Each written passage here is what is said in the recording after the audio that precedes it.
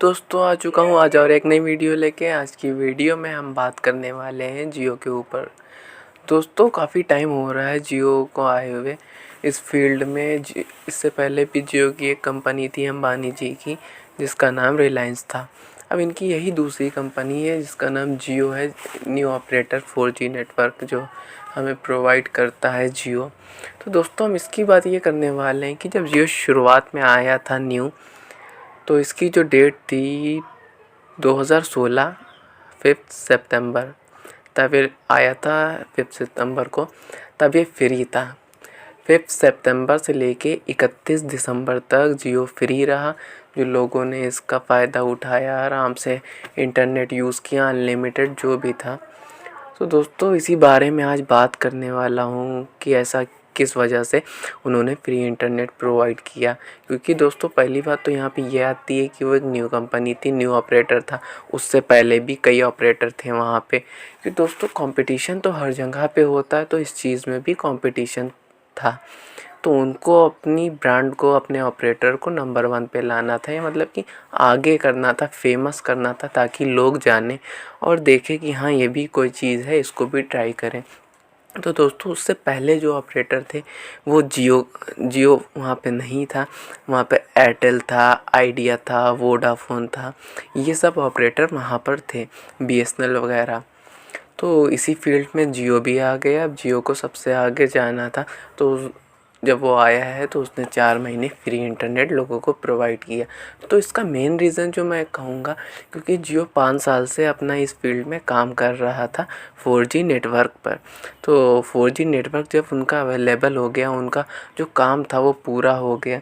तो इस काम में दोस्तों होना क्या था, इस काम में होना ये था कि इंडिया के अंदर सबमरीन केबल पड़ना थी, जो कि समुद्र के अंदर पड़ती हैं, जिससे हम लोगों को इंटरनेट प्रोवाइड होता है। तो दोस्तों बस ज़्यादा काम इसमें तो कुछ होता नहीं, बस यही सबमरीन केबल होती हैं। बाकी जो हर एरिया में अलग अलग टावर लगे होते हैं, उसी से हमें इंटरनेट प्रोवाइड होता है। टावर तो आजकल हर जगह पे लगे हुए हैं, जहाँ नहीं लगे वहाँ पे लगवा दिए गए। लेकिन ये जो केबल का काम होता है, ये सबसे ज़्यादा मुश्किल होता है और सबसे ज़्यादा खर्च इसी में आता है, क्योंकि ये समुद्र के अंदर पड़ती। तो दोस्तों जियो का 5 साल तक ये काम पूरा हो चुका था। और एक बार अगर ये केबल पड़ गई तो इसमें दोबारा कोई खर्चा नहीं आता। अगर कभी साल में 6 महीने बाद, कुछ टाइम बाद केबल ख़राब होती है, तो एक्स्ट्रा में भी पड़ी रहती है, वो वहाँ पे फ़ौरन लगा दी जाती है। बस वो जो खर्चा आता है वो केबल ही का आता है। बाकी जो हम लोग रिचार्ज करवाते हैं, हम लोगों का जो पैसा जाता है वो जियो का जाता है।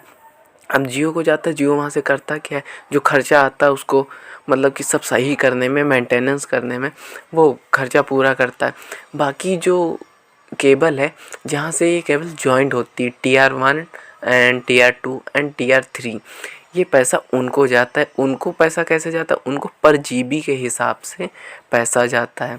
तो दोस्तों जियो का काम तो ये पूरा हो चुका था। अब जियो ने 4 महीने फ्री इंटरनेट दिया, तो इसमें उनका कोई नुकसान नहीं हुआ। शुरुआत में उन्होंने पैसा तो लगा दिया था, उनका नेट चलने लगा। अब उन लोगों ने नेट हम लोगों को दे दिया, अब हम लोग यूज़ कर रहे हैं। अब 4 महीने फ्री करने के बाद उन्होंने 150 रुपये का प्लान कर दिया कि 150 रुपये मंथली 1.5 GB डाटा के लिए आपको चार्ज पड़ेगा। अब हम लोग रिचार्ज करवाने लगे। अब जो पैसा जाने लगा वो अलग अलग लोगों के पास पहुंचने लगा, और बाकी जो जियो का लगा था वो भी उनका जो है वापस आ रहा है धीरे धीरे। अब किसी भी चीज़ में पैसा लगाना पड़ता है, उसके बाद ही वहाँ से मिलता है।